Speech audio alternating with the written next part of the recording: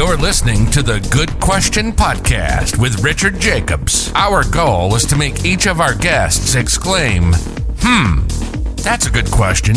I don't know the answer.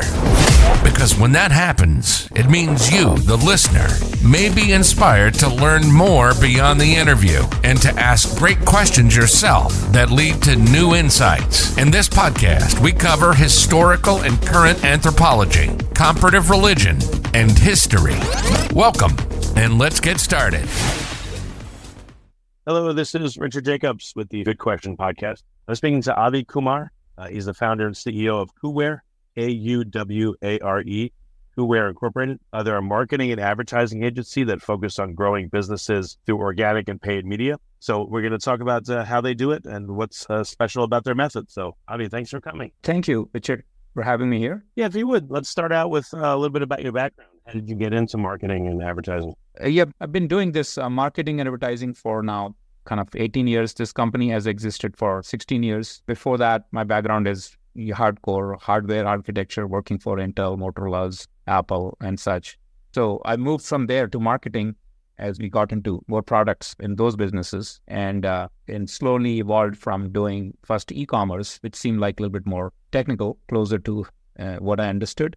Then we started doing a lot more general marketing for a lot of different kind of businesses. So it has evolved over the years, and we are still our tagline is science of marketing. So we are very numbers and results focused just because of the background. So what kind of companies or individuals do you provide marketing to now? Who's your customers?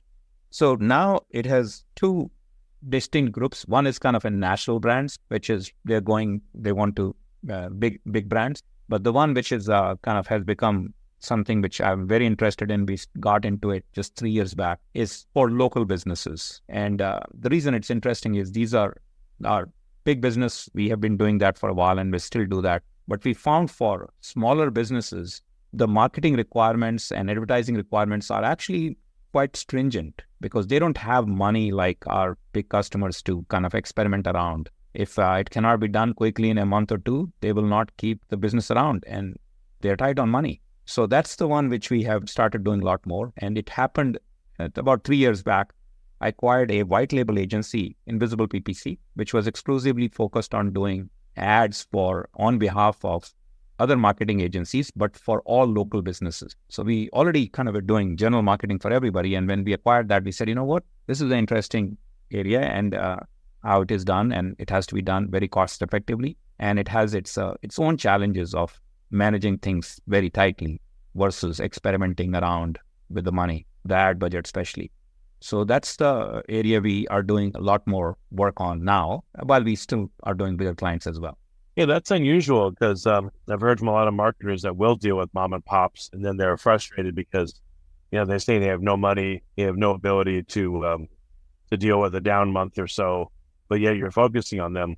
What made you decide to do that and how do you make it work? Yes, so this is where it became interesting. When we acquired the business, we kind of saw that there were 64 niches which were identified as works really well on Google. These are like plumbing, HVAC, chiropractors and others, which are local businesses and they work quite well on Google. So we had identified the business I took over, already knew that because they've been around for 12 years doing this. So the way and how it worked versus what most as marketers, we think they don't have money and what will happen. First is our plumbing businesses are from anywhere from $1 million to $20 million companies first. So they're not necessarily that small businesses. Even a small plumbing business, actually, somebody starting out within a year reaches $500,000 or more, by the way, with a single plumber. So that's one assumption people make, that every business, a small business, which especially blue collar businesses, that they're actually not that small. And that's one. And the second is their business actually is dependent on customers coming in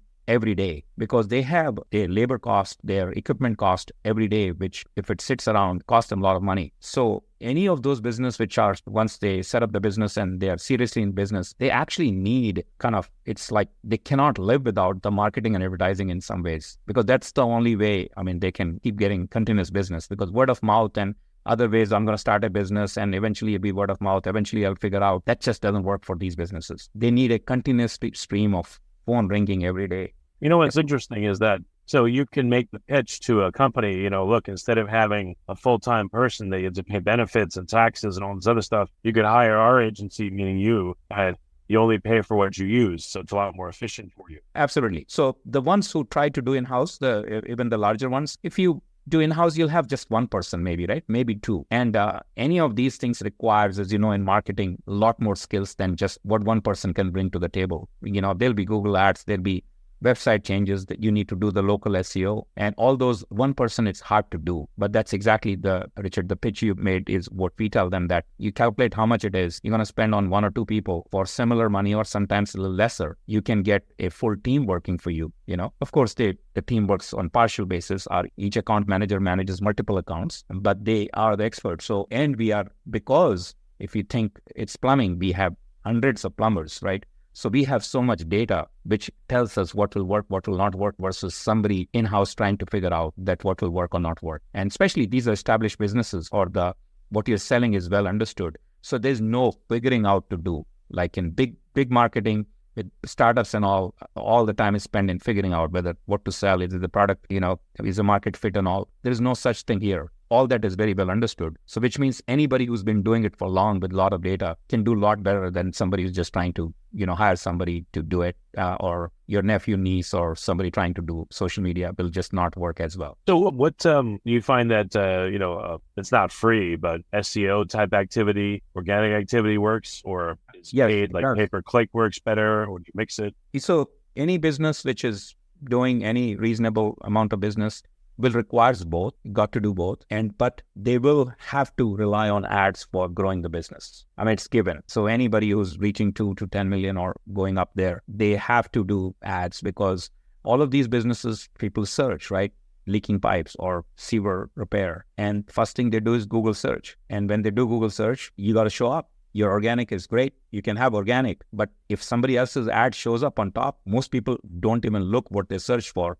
They will just call the first number, right? So if the ad is not there, you miss out that opportunity. So that's where we, of course, the Google My Business, which is the local SEO, major part of their local SEO, showing up there high helps and validates it. But even with that, you still got to do ads to compete. So the combination is what is needed always. And Google is the major part of it. Then, of course, there's Meta as well. So we do a combination of Google, Meta, and SEO. Are there times where you do the marketing and it just, for some reason, it just doesn't work? Yes. You get traction? Yes. And why? Yeah. So it's basically, it doesn't work, but the cost of leads might be too high, right? It'll always work. At a given price point, you can always, from Google and from Meta combination, we can give you leads. But sometimes the cost of lead is, for a HVAC company, if it goes up to $300 or $400 and their average job is not there, then you have a problem. This usually happens with very saturated, very competitive market, which might have some companies which are funded by private equity, who are owned by private equity. So they might be really going very hard to capture business. There, the prices for acquisition just does go up. So we do run into that.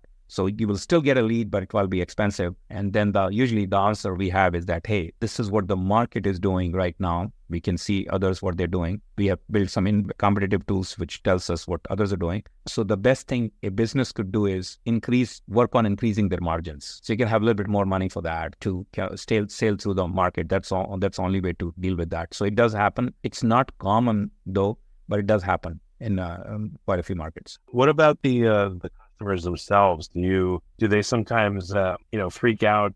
Let's say it's been a month or two and they're like, I don't think it's working, and they try to take over, or they try to challenge you or ask you, hey, maybe you should do this, that kind of thing. Yeah, so in our case, we basically insist on them also doing ads, not doing pure SEO, because this will happen with SEO for sure, right? SEO takes a long time, and it's going to take 2-3 months before they'll see something, but it's not going to be, they will not start seeing free leads coming in within first month. So that's where our approach is that, hey, you got to do both. You got to do ads as well. And what customers are end of the day looking for is that my phone ringing. And whether it is ringing from SEO or from ads, they don't care how much money I'm spending and what I'm getting for that. And for each call, how much can I make? So as long as that combination works for them, they will kind of leave you alone. Now, there is times when we take over, to be fair, that if we took over from some other agency, and that agency was, some of the agencies, they don't hand over all the assets, including the Google Ads account. And if you have to start from scratch, So Google Ads, if you start from scratch, it might take 3-4 weeks to get traction there. But it's not going to be more than 3-4 weeks. But they will not start getting, leads within first 1 week or two, right? Because Google throttles, even if you put a lot of money in, it'll not let you spend that much money if you're a brand new setup account. So those situations, they might have to wait. But all other cases, this is one advice I keep giving everybody is please own your ad account. Don't let agency own it. If agency comes, they own it, don't work with them. They are eventually going to hold it hostage when you fire them. So So basically, and Google doesn't want it. Actually, Google wants the accounts to be owned by the business owners. What do they want? Google wants you to come in and I think it's called MSA or something. Yeah, you come in. Yeah, you give them as a manager account, and you get in as we have a MCC or now the Google Manager. They keep changing the name, but basically there is ways you give us access, and we have full access. We'll run it, but you own it, right? It should be your credit card, business's credit card on file. Not and that's some agencies will say, oh, we'll run the ads for you, just give us 3,000 and we'll give you so much needs. Don't do that. You should have transparency on what is the ad spend versus what is the management fees. It should be clear, because that way you have a full control on what they're doing or not doing. Yeah, what do you think is happening if an agency says, give us $3,000 a month, we'll do all the ads for you and everything? How much of that? The plan there would be is that if the ads, so basically if I was doing that as agency, this is what I'll do. As long as I get enough leads, I'll not spend money on their ads anymore, right? And I'll keep as much money I can. So my incentive is to basically run minimum money on the ads, keep most of the money to myself, right? That's what it is. And the idea is that I'm going to still give you leads, but you just give me money and I'll take care of it without giving you access to Google Ads account or anything. And so that's the approach. This is actually less common, but the ownership part of not giving ownership of the account is common even with some very large agencies. They insist on 1-year contracts and they will own the account. And in many cases, website too. So when you kind of fire them, they just take everything away. Right. So are you doing month to month with these small mom and pops, or what is your agreement, if you're willing to say, like what? Yeah. In our case, because we saw the market doing year, we do 3 months and every 3-month renewal, basically. And the idea there is that he kind of need the first 3 months to figure that, to get things settled and going. And after that, and also we will let, even though we do this, but first 3 months, anytime a client is unhappy, we let them break the contract, because we just don't want to get to a situation where we're just working with them because it's a contract, right? Yeah. So we have actually never had that happen to us, but we went to 3 months because enough of the customers were saying that we will give a discount if you do a yearly contract. But basically they were saying, oh, yearly contract and something doesn't work, I'm stuck with it. And it has happened to me so much. So I said, okay, every 3 months. And after that, I kind of renews everything. So that gives you, because we want some steadiness also from our side instead of month to month, right? Sure. That's we found as a good balance. So does that work well?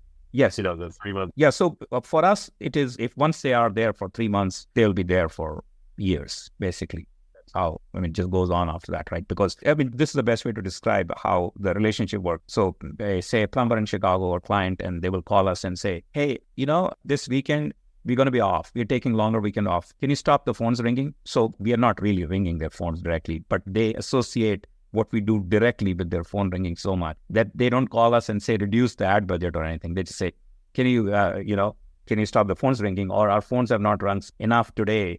Can you do something about it? That's really the level they talk. And we really like that, because they know we are truly part of their business. They're looking at how do we get them business and how the phone is ringing and how much they're closing. Other thing we do, a little bit different some other agencies, we are not the only ones who does this, but we found that's a good practice. We actually follow every call through, listen to every call recording to give them feedback. And then we also follow the revenue pipeline. So we get access to their CRM, and we actually show them and collect the data on for each call, how much money you actually ended up making, the ones which converted. And why is that important? Is that so you can demonstrate that it actually is working, or why? Yeah, correct. And then the business can directly see the line from the money spent to all the way money made. And then for us, that tells us the reason it is important to us to listen to the calls is, here's the example. They might say, oh, we do septic systems, but then a call comes in and somebody asks for septic, and their staff says, oh, we don't do septic. And if we were not listening to the call, there'll be many of those missing, and we are advertising for septic. Right. So, okay. We listen in and we say, hey, do you really guys do? They say, oh, no, we don't want those businesses. If you don't want, you should tell us, because we are advertising. You take that off, right? You're wasting money on that. So, what surprises me is most businesses don't answer the phone. And even if they're advertising on pay-per-click, like I'm very familiar with it. I know what pay-per-click looks like. I can't tell you how many times I call the plumber or whoever. They're paying for pay-per-click ads and even answer the phone. Yes. What's wrong with you?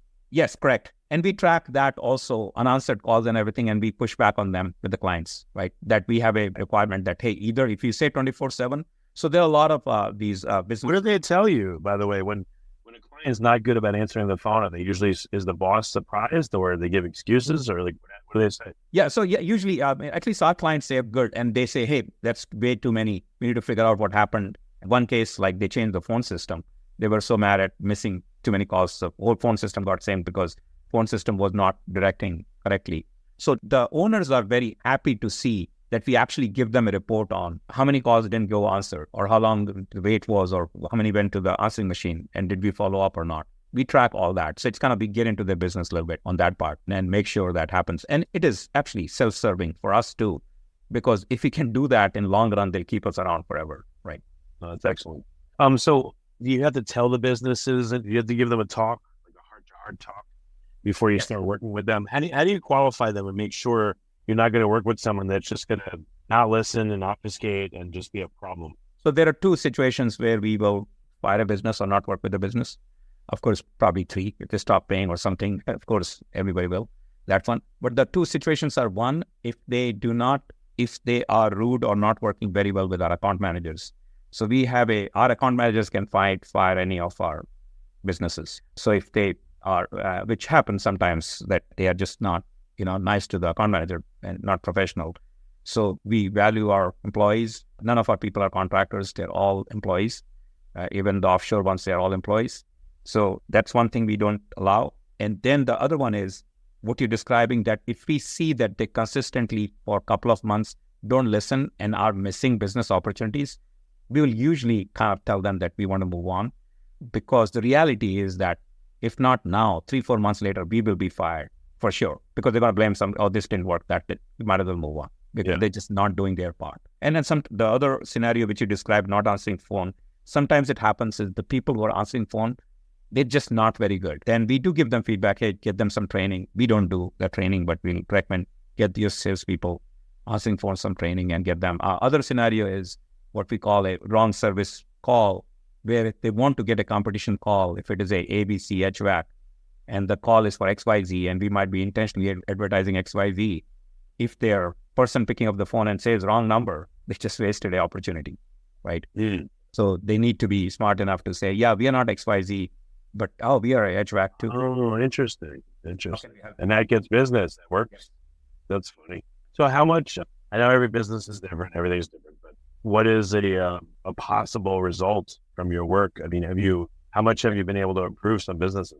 So usually, even with the some who've been just working with big box agencies, etc., even in those, because they do follow certain level of standardization, even with those, we are able to drop the cost per acquisition 30 to 50%.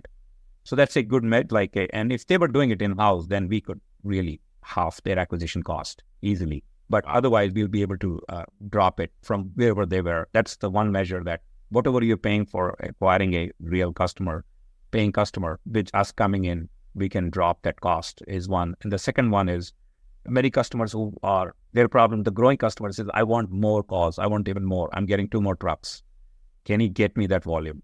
The challenge there is now you're trying to own the whole market. So the cost of acquisition goes up, right? If you're competing in the same market and you just want to get a lot more. So that's the other one. That's the other measure which we look at. Those are the situations we start diversifying and going more to Meta and using third party like Yelp and others, a combination of everything. That's how we get them the volume, because they're really interested in the volume, even if the cost goes up a little bit. Has there been an industry or a business you just couldn't help? Like everything you did and it seemed like they were cooperating, but it just didn't work?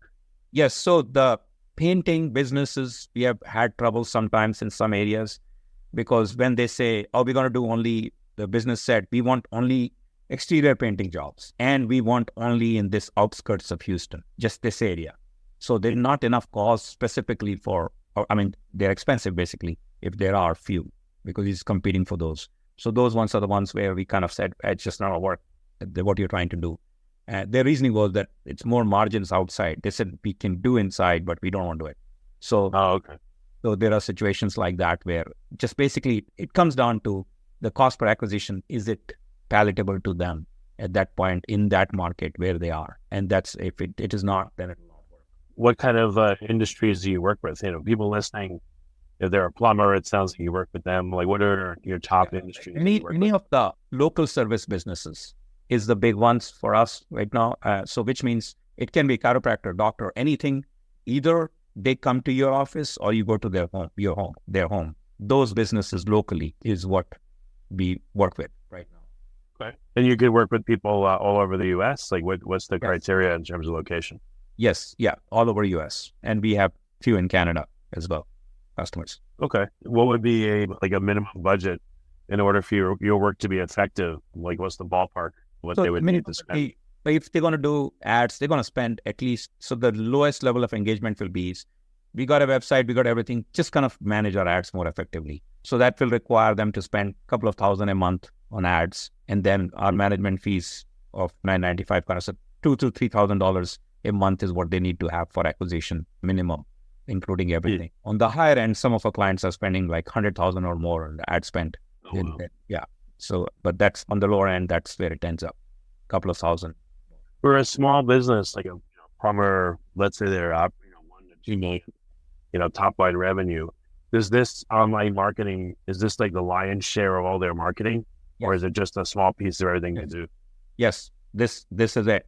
Or if you are plumber, HVAC, if you're a home service business, this is the way to get leads. Now, the only other closest thing would be is what we call third party. You can go to Angie and others and just ask them to sell you leads. So when they buy leads, the problem is most of the lead selling companies, they sell the same lead to multiple. So if you get to the call first and if you got the deal, you got the deal, but you paid for the lead anyway, right? And so that's where having your own ad running, even at the lower level, is much better because it's your lead. Nobody else is touching it. That's good. Yeah. Okay. So companies resell leads. How many people? 2, 5 million?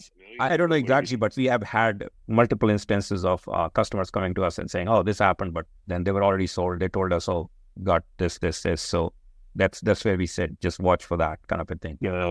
We spoke to this customer and they said 4 other companies called them in the past 5 minutes or something. Yeah. As soon as I filled the form, I got calls from 3 other companies. Right. Yeah, that sucks when that happens. Interesting. Yeah. So those situations, and no, they sell the leads cheaper, of course, right? They seem cheaper, but they're not cheaper when you look at the fact that you're competing immediately. Okay. Do you think most marketing agencies, could they do a good job? They just don't? Is there for what you do, is there any secret sauce, or is it just, honest, continual application of good principles? Yeah, that's what it is. There is no secret sauce. It does require some time for marketing agency to learn exactly how to do ads, the market, what does it work for, which kind of a thing. So that's one. So have continuous systems and all. So if they're a newer agency, they're learning, that might be the reason they might not do as well. And they're just trying to do it, they're just starting out. The larger agencies, they have a little different problem. They have systemized it too much and they want to fit everybody in their cookie cutter system, how their margins work. And the main complaint we get from those agencies is, I have actual instances of somebody who's in a contract with a large agency and they tell us, I want to leave, but they're not letting us leave. I don't care. I'll pay them also 5 months. I'll keep paying them money, but can you take over? We hate them so much because they don't talk to us. They don't respond to when we ask them questions. And of course, for us, it's great to hear why is the market like this, right? That's terrible. Yeah, but that's actually happens quite often. So what we do is, in that situation, we recommend to them is that basically reduce your budget or whatever to the lowest level of spending, so you don't do that, and we'll take over, right? I had I won't say the name, but I had a CRM that was so bad, and they kept switching account managers on me, and after a little while, the account manager would reach out, and I said, I despise your company. The second I can leave you, I will, and I tell everyone I know that you're the worst company on earth. They're like, okay. And they left us alone. But it's because they were just such bastards then. I hated them, so I understand what you're saying. Yeah. That's a horrible way to be. Imagine that the only way you can keep your customers by putting a gun to their head. Yeah. Otherwise they despise you. Correct. And then the larger companies, they have that's where when people ask us, hey, I have been burned by other companies. you were going to really hold us. I said, well, we are not really small, but we are not the kind of a company who does business by lawyers who will enforce the contracts, because that's just not worth being in a business. And just because legally you are bound for a year, keep collecting money. Right. One of the last questions I wanted to ask you is, what is it like to work with large brands versus these smaller moms and pops? Like, what are the challenges that large brands have? Yeah, so the large brands or startups, or sometimes the large brands who have startup companies within them with a lot of money. So the challenges there is the small brands, it's very, very, very satisfying, by the way, working with them, because the owners, they kind of love you. Like when things are working and you delivering for them, they know the business is dependent. So it's the satisfaction level is very, very high, right? And with the large brand, the challenges are interesting because it's a brand new product, brand new service they're launching. They want to go into a new area. Their budgets are high, right? So there's a lot of money. We've been actually fired by a client because they wanted us to spend, it was like $500,000 a month on ads. And I was not willing to, and this was because it was a large enough client, so I was personally involved. I was not willing to spend more than $200,000 because we were losing money. And they said, why you have not spent all the money? And we said, well, it's not profitable. And so that's sometimes the large brand problem is a very different kind of problem that they just want. And we were making 15% on that $500K. So by spending that money, we would have made even more money, but it was just not making sense to us, right? So it's a very different kind of a problem. And I wish I had understood that, of course. We would have just spent the money, right? Because they just want to, because they were funded by a big thing. They needed to spend their money, basically, to get the next round. So those are weird problems, if you will, right? And if they have a startup, the challenges is that, initially it was very dissatisfying for a while for us when we were working with startups, when 80% of them actually didn't succeed. We started questioning early days that do we suck as marketers, But then what changed that is that the same startups or the same VCs who were funding those companies, when they got the new funding for the next company, they called us as a marketing agency. That confirmed to us that we did everything right. It was just not the right product at the right time and or right price. Something was off about the product or thing, because it was that. It is hard. Yeah. Sometimes you feel like, you'll never get another customer, and then you get another one, and then you feel like you'll never get another customer, and then you get another one. It's weird. Yeah. That's where things, and of course they require more time and energy, and everybody larger ones. But there is they're different kind of budget is not an issue. You don't have to question about the tool. Just get whatever you need to get. Just do it. Right. Okay. So how can people get in touch with you to get help? Yes. KUWARE.com, KUWARE.com is the best way to go there, and I can fill a form. If you want to reach me directly, it's just Avi at KUWARE.com. Just send email and I will respond or get you in touch with the right person depending on what you need help with. And what does KUWARE stand for? What does it mean? Like, where does the name come from? So it's a KumarWear, short for KumarWear. Okay. Yeah, this is a long time ago when I started my undergrad. I had a small kind of a product company and I needed something quickly. So I just named it KumarWear at that time, and then I kept it along the way. You can joke and say you do brand awareness. Yeah. Very cool. Okay. Well, very good, Avi. Well, it's great to talk to you, and thank you so much for coming on the podcast. And, it sounds like it's very reasonable what you're doing. So, if listeners are interested, they should definitely go to KUWARE.com. Thank you. Thank you, Richard. Good talking to you as well. Thank you for listening to the Good Question Podcast. Please email support@thegoodquestionpodcast.com if you have any referrals to great guests for us to interview. Visit thegoodquestionpodcast.com to hear more interviews. And please help us spread the word by rating and reviewing us on Apple Podcasts, iTunes, Spotify, YouTube, or wherever you listen to this podcast.